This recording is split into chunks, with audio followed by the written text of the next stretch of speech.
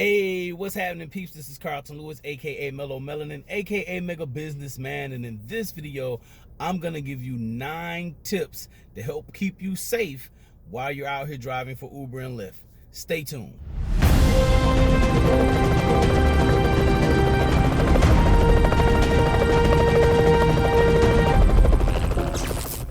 Hey, what's happening to my road warriors? This is Carlton Lewis, aka Mellow Melanin, aka Mega Businessman, coming to you live and direct, just outside of Atlanta, Georgia. Having a great day, about to go and chill. Went out and drove today earlier, and I've been thinking about this particular video for the past couple of days, and we're going to talk about protecting the asset and 9 ways that you can protect yourself as an Uber driver. All right, now I haven't seen a video like this, all right?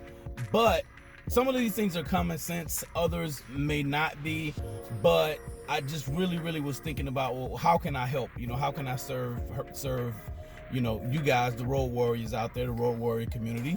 You know, I think that sometimes we overlook things, and as this climate continues to change and we continue to hear these news stories about drivers being attacked and things like that, it's imperative that we protect ourselves. All right, so I want to go ahead and jump into it.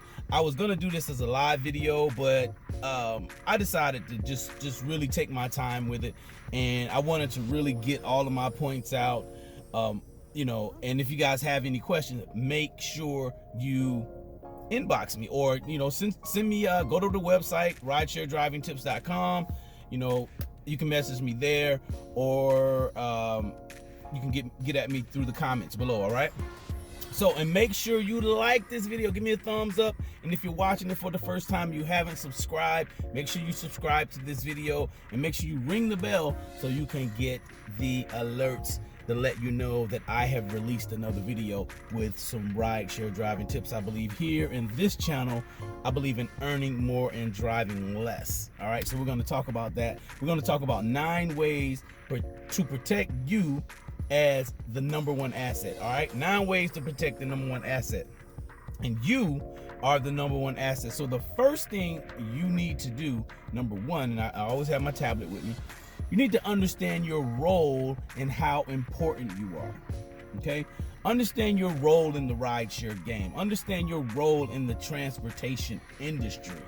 Understand your role to your family. You know, your why. You know, understand what makes you so valuable. You know, what is your value?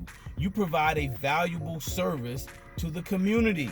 Okay, to your city, wherever you are, you provide a valuable service. All right, so you got to understand your role, you know, in this rideshare game.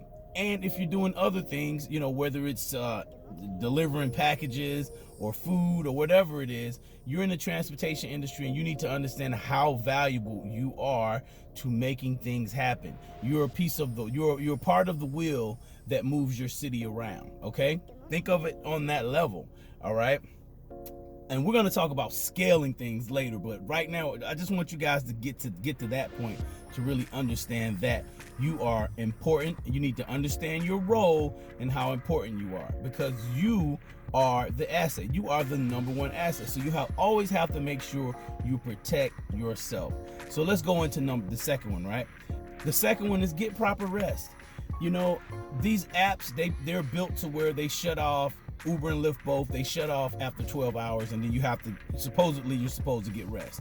A lot of times I'll take a nap in the middle of the day. The way my schedule is, I'll go out and work the morning rush hours, I'll take a break, do errands, take a nap, and then come out and do the evening rush hours. I'm about taking naps and getting rest. Sometimes during the day I'll stop and do 15 minutes to just meditate and just clear my thoughts and just kind of detach from the world, you know, all the hustle and bustle of the city. I'll do that every day, pretty much, you know, for 15 minutes, several times a day. So you really need to do that. Schedule yourself some breaks throughout your day. You know, don't be out here driving like 12 hours straight without a break. Okay, you definitely need to, you know, get some proper rest. I'm not gonna sit here and tell you that I get 8 hours of sleep, because I don't. You know, I don't feel like my body needs that, but we're all different. So you need to get the amount of rest for yourself, you know. And I have a rule, right? I have a rule. It's called the 4-yawn maximum. All right. And if I'm out driving and if I start yawning, I'll count. If I count 4 yawns, I'm not putting anybody else in the car. If I have a passenger and I start yawning, after that 4th yawn, that's it. I'm going home. That means my body needs rest. So listen to your body and get the rest that you need. Number 3, to piggyback on that, is diet. You know, be conscious about what you're eating out here. We're always sitting. You know, we definitely need to, you know, eat a whole lot healthier. We have to make sure we got water. I've been drinking water all day. You know, if you're gonna drink coffee, you know, try to get like non-sweet, you know what I mean? Non-sweet, what do they call it? Sugar-free, you know, sugar-free sweeteners and stuff like that. I'll drink my coffee with cream and Splenda. You know, just different things. Try to eat light, try to eat better. You know, some of my buddies on my team, big shouts out to the True Riders, my teams. Sorry about that, I had a little brain fart. And they recently did, and some of them are still going, whole no carbs, no sugar, no breads, no sweets, basically a keto challenge, you know. And that comes again to the power of having a network. You know, you're doing things with people, you're not doing them by yourself. So definitely diet plays a big role. All right, so let's go to number 4. Let's start talking about some other things. So we got some basic things that you need to do to protect yourself as the number 1 asset. But let's go to the physical, some other physical things, right, that actually deal with the drive itself. So number 4, you want to make sure your car is in the best working order possible. Okay, before you get out on the road, you don't want to be out here with bald tires out here. You want to make sure your brakes are good. You know, make sure you keep your oil changed. You don't want to be somewhere and you break down with a rider. That's not fun. You know, anything could happen. So the more prepared you are, then the better you will be, and then you can continue to generate income. You've got to protect you.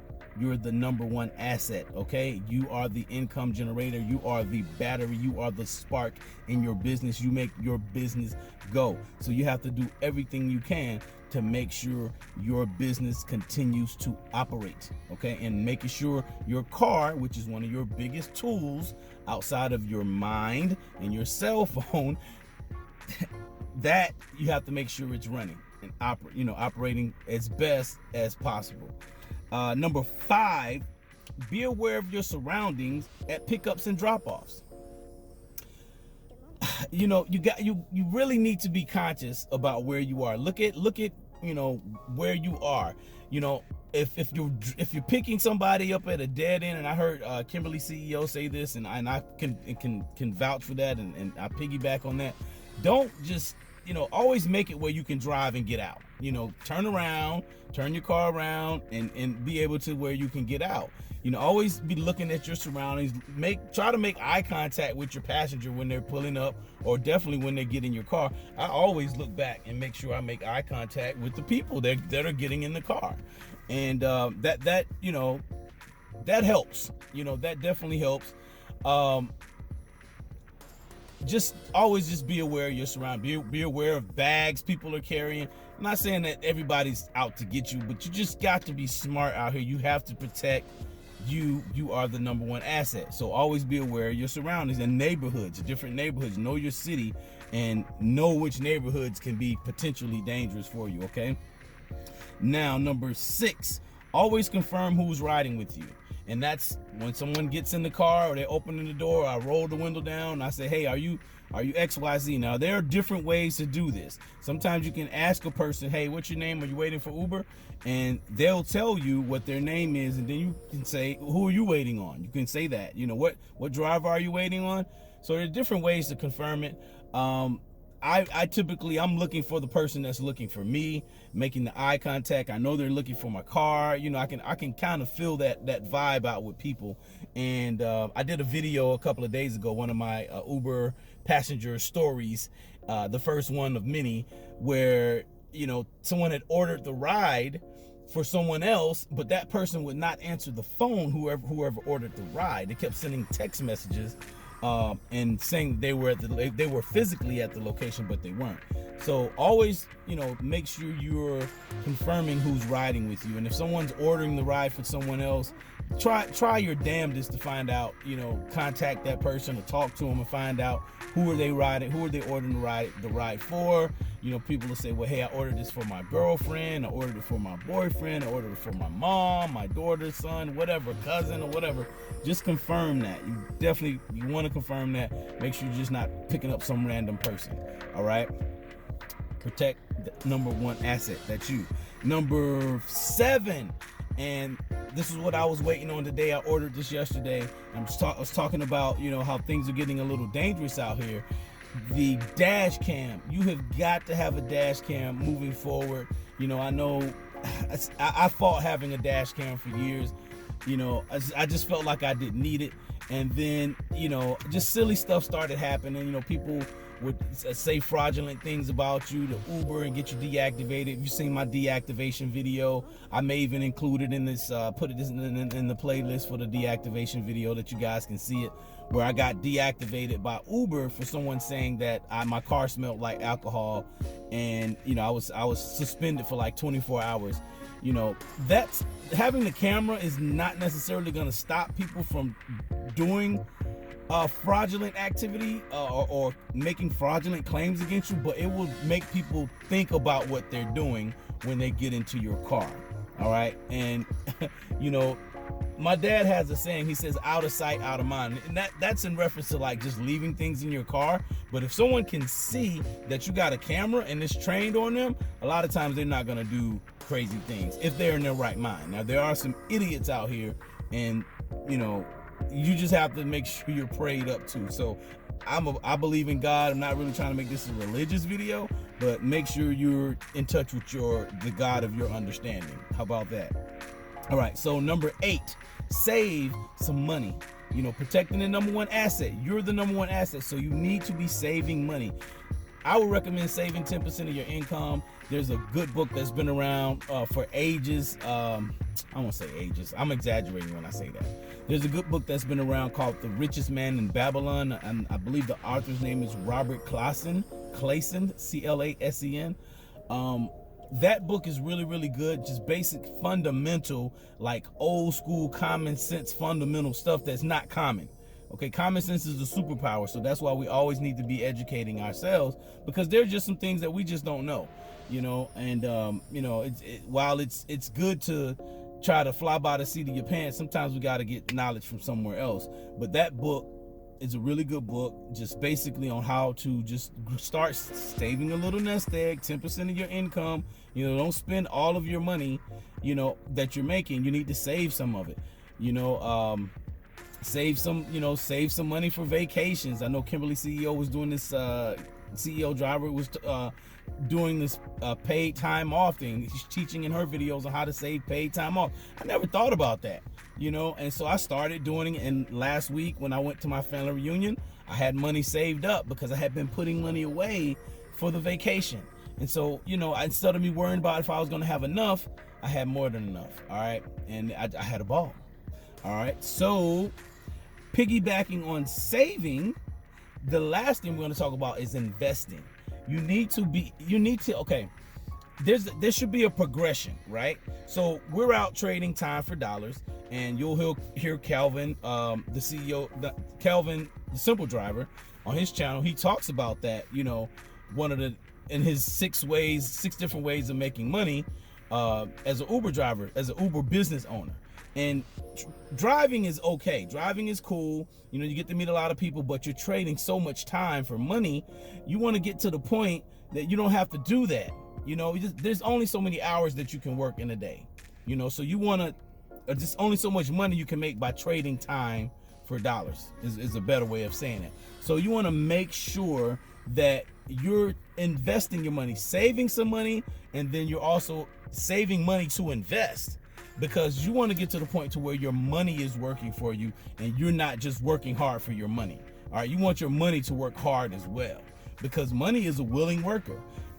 In The Richest Man in Babylon, they talk about that, man, having you a golden army of, he calls it slaves, so I hope nobody gets offended by that.